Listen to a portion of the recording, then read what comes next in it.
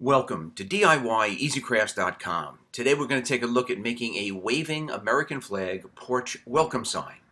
Now I started this project with PVC boards. These are 8 feet long, 12 inches wide.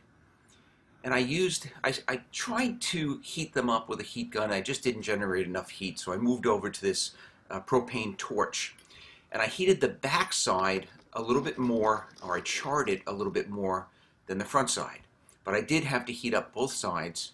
It was a little bit harder to bend than I thought it would be. And then you just hold it in position until it cools off, and then it holds that position.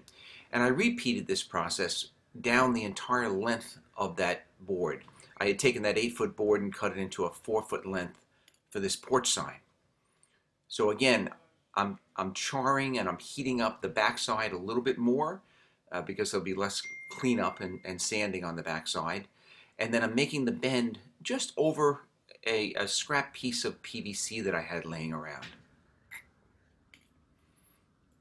Be careful not to burn yourself. The stuff does get hot. And just bend it into the position that you want. And then you've got to hold it there for 30 or 40 seconds until it cools down enough, and then it holds its position. The next step in the process is just to clean up all of the charring. I did this with an angle grinder, with a flap sanding wheel. It was a coarse grit, probably a 60 grit flap sanding wheel, and this kind of just ripped through and cleaned up most of that charring. On the back side, that's all that I did. I just cleaned it up with an angle grinder. On the front side, I cleaned it up a little bit with the angle grinder, and then I used an oscillating sander with an 80 grit, and then I did go to 120 grit. Along the edges, I just marked the edge with a marker, and I wanted to taper them down so that when you're looking at this porch sign from the side, it doesn't look as thick as it's actually going to be. So I tapered down from the back with the angle grinder with that same coarse grit flap sanding wheel. Doesn't take long. It's not precision work. You're just tapering the edge.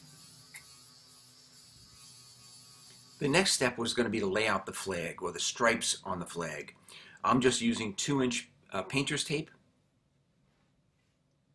And you can see that I've got the union marked off up top on an angle, and then I'm just going to come down at a right angle with each piece of tape.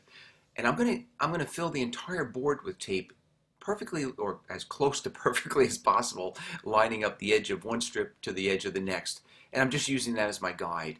Then I'm going to remove every other stripe to expose the white PVC board underneath that painter's tape.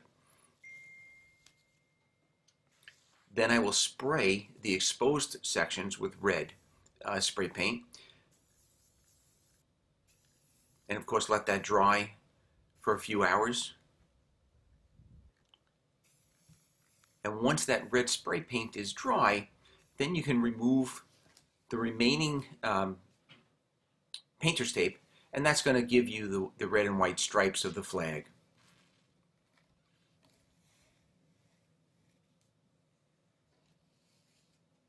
Now the next step is going to be to paint the Union dark blue. Now I had tried to stencil on stars, but they actually were too big. I didn't like them, so I'm just going to respray paint the entire Union dark blue.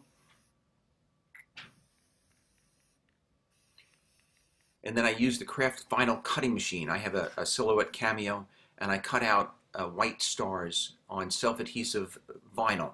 I applied most of them in one kind of unit using a transfer sheet that I made from clear contact paper you get down at the local hardware store. But I did have to put a few stars on by hand, and I just lined those up by eye as best I could.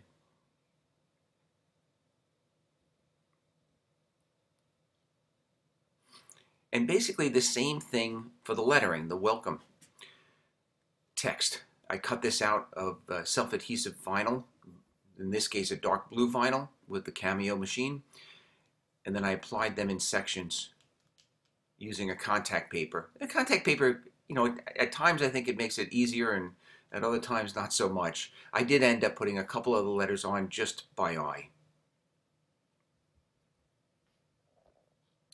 The next and one of the final steps here is I'm going to coat all of that vinyl, and in fact the entire sign, with TotalBoat MakerPoxy. You get this from TotalBoat.com. I didn't do my normal thick coating. I opted for 2 thin coats. I wanted to cover the vinyl completely, but I didn't want it to all pool at the bottom of each one of those curves. So I put a thin coat on. I went over the whole thing with the heat gun very quickly.